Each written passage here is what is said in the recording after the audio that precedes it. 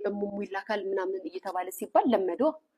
እስኪ ራቁትሽን እርቃንሽን ይሻላት እርቃንሽን ፎቶ ላኪልኝ ሲላት ብሎክ አረገችው። ብሎኩን አጠጣችው። ምክንያቱም ቲክቶክ ላይ የሚወራውን ወሬ ታውቁታላችሁ። ብሎኩን አጠጣችው።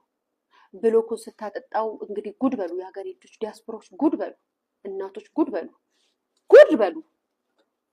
ብሎኩን ስታጠጣው አሉ አንዳንድ እዚህ ቲክቶክ ላይ ሴትን ዝከፍ ዝቅ የሚያደርጉ ማለት ነው።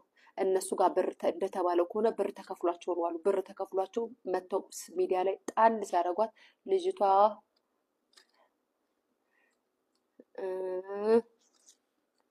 ጽፋ ይዛገበት እሱን ህግ ያዘው ነው። ህግ ይጨርሳል ጋይስ።